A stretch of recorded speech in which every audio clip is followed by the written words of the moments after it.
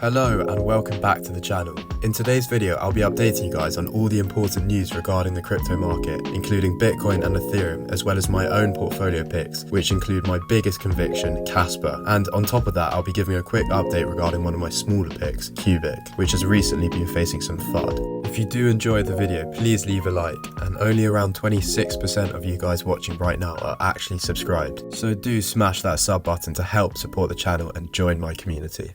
Firstly, let's begin by taking a look at the recent Bitcoin price. Since my last video, we surged up, hitting this top level of resistance, but failing to break through it, resulting in this minor bounce back to the downside. As I spoke about in my last video, the American Bitcoin ETFs have been buying up hundreds of millions worth of dollars each day in Bitcoin, as you can see from these daily inflows recorded here. They bought a combined total worth over $800 million of inflows just on Friday and Monday combined. So despite lots of fear and bearish opinions that have been circulating around the market recently, these Wall Street institutions have been taking this bear trap as an opportunity to load up on Bitcoin while it still remains cheap under $70,000. As you can see here, this bear trap is currently playing out exactly as we expected, and within months we could soon break out of this massive bull flag as we head into new all-time highs and into bull run territory. Do not, however, be concerned if we see a further small correction in the midst of the Mt. Gox repayments to their customers. I do not believe that this will have a drastic effect on the market, as the market knows that these repayments are coming soon. Therefore, people's fear about the situation is already likely priced in at today's prices, and therefore there will likely be minimal impact.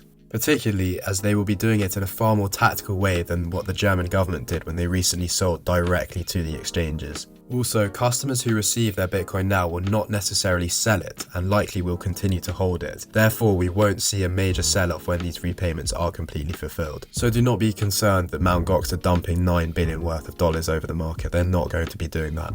Ultimately though, Bitcoin is looking very bullish, and it's just a matter of time before we look to re-challenge our all-time highs. In other major market news, the Ethereum ETFs have finally been approved for trading, which began on Tuesday this week. This is super bullish and will no doubt result in an influx of liquidity flowing into the crypto market. Particularly, this will likely be a Kickstarter for an altcoin season, as Bitcoin loses dominance to altcoins, beginning with Ethereum, and then when liquidity begins to flow down into other big hat altcoins like Kaspa. Just like what happened for the Bitcoin ETF, the reason we haven't seen a major pump for Ethereum straight after the ETF began trading on Tuesday is because this was a classic buy the rumor, sell the news type of event, whereby many sold the news, which suppressed the price from Ethereum ETF inflows.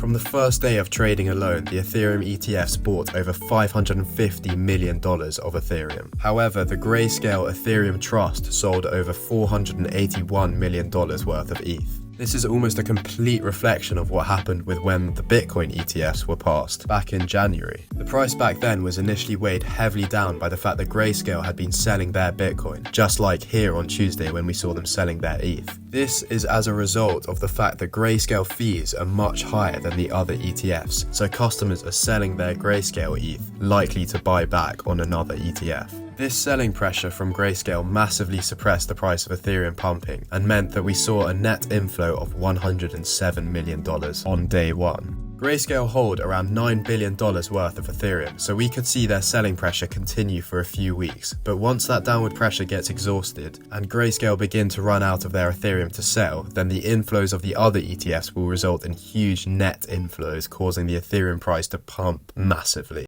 Comparing the ETH chart to the Bitcoin chart, when the Bitcoin ETF was passed on January the 10th, it took around 30 days before we saw price actually taking off and pushing new local highs. Therefore, we could see something similar with Ethereum, whereby there is a short period of sideways action or even price decline. Then that will be followed by a huge pump to the upside after the selling pressure is exhausted. Ultimately, as we know, it is very important to pay attention to what's happening with Bitcoin and Ethereum, as they often dictate the movements of the rest of the market. But as we can see from my fundamental and technical insight into both coins, they are both looking very bullish for the next month and beyond. Right, now let's take a look at the latest news surrounding my main conviction play, Kaspa. I'll begin by looking at the most recent fundamental news, then I'll move on to some quick technical analysis. Firstly, since my last video, a new foundation for Kaspa has been launched called the Kaspa Industrial Initiative, or the KII for short.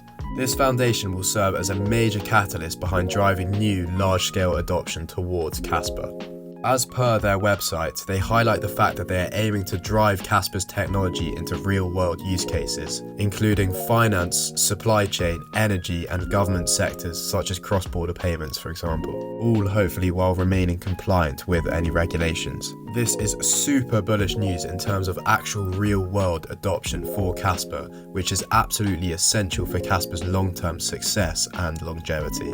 Remember that Kaspa's main objective in the long term for being a peer-to-peer currency is adoption, as ultimately the technology that Kaspa possesses has already solved the trilemma, and so therefore the next, more long-term steps after 10 and 32 blocks per second speeds is real-world adoption.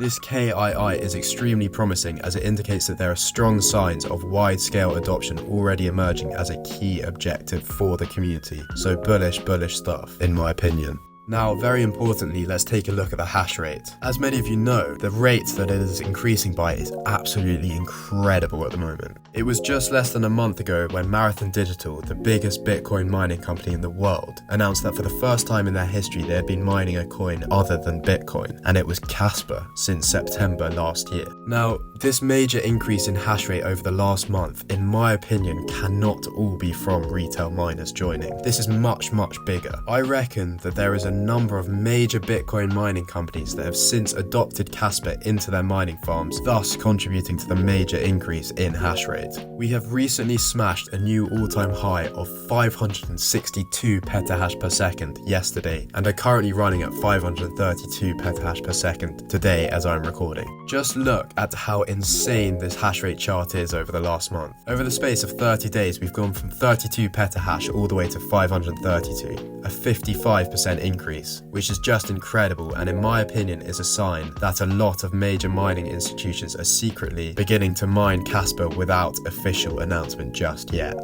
This is extremely bullish and means that Kaspa is very quickly closing in on overtaking Litecoin and becoming the second most secure network in the entire industry, just behind Bitcoin. In the space of just 3 years of its existence, having this hash rate already is nothing short of remarkable. Now, very briefly, moving on to the KRC20, despite the fact that we are waiting still for an exact date for the re-release of the open beta, I do however have some news that the KRC20 tokens will likely be quickly integrated with Tangem cold wallets, which will be great for those of you who use Tangem cards to safely store your Kaspa and crypto like me.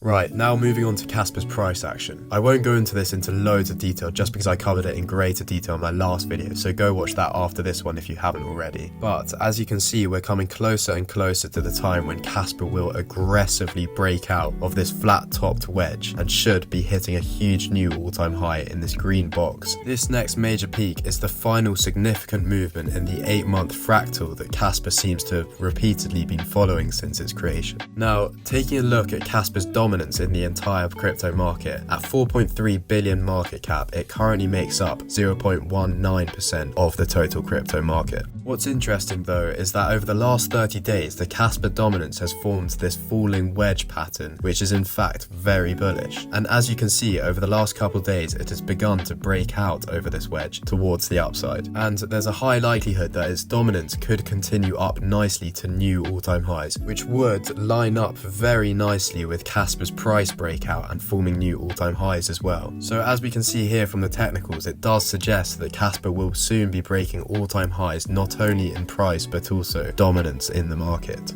Ultimately, both technical and fundamental analysis shows us that Kaspa, Bitcoin and Ethereum are all looking very bullish into the future. Just remaining patient now is essential, as you will be rewarded very soon in the coming weeks. Now, I wanted to do something a little bit different today and share some information on one of my smaller cap plays for the bull run. As some of you may know, I have made a few videos on Qubic, but it has been a while since I have done a proper update on it, so I'll quickly share my thoughts about the project. Recently though, there has been a lot of toxicity among both Kaspa and Qubic communities, so I'd appreciate it if you guys could take an open-minded view rather than being quick to spread anger and FUD about either projects. By the way, anyone who does truly understand both projects understands that they both have very different goals and they can both coexist without being direct competition. So I would appreciate that if you guys were planning on leaving a comment on this video to keep it constructive, as often unwarranted hate towards another project does not help anybody out and is not beneficial to anyone. In my opinion, Qubic is a project that has a lot of potential to return some huge gains in the bull run. Although I do have to say, it doesn't take a genius to see that the price action over the last few months has not been ideal, and we have seen a fall of around 84% from all-time highs to this local bottom. Personally, I have taken this most recent dip below 2 cents as an opportunity to buy more and load up my bags even more. Currently, as of right now, my portfolio is 70% Kaspa and 10% Qubic, and then 20% elsewhere in other small caps. Please do take your time to realize that Qubic is without a doubt a much higher riskier play than Kaspa, which is why I've chosen to allocate my portfolio in a safe manner like this. However, despite Qubic being higher risk, with that comes the prospect of higher returns, which could mean that Qubic could be a very profitable altcoin option to hold in the bull run. The majority of the FUD surrounding Qubic is mostly targeted at its outspoken, maverick founder, Come From Beyond, who is not afraid to tweet some controversial things on Twitter. However, there is little to actually attack about the project itself. This is mainly because we are still waiting for the official white paper to be finalized, as well as the releasing of proof of concept papers and scientific papers about AI Garth's development. I do believe that a lot of the FUD right now will soon pass, and we are likely at the bottom in terms of Qubic's price. You must understand in crypto that for projects that are in their infancy still, 70 and 80 and 85% corrections are not abnormal. For example, in accumulation market conditions, a bit like how we are in right now, Solana suffered a 79% drop in late 2020.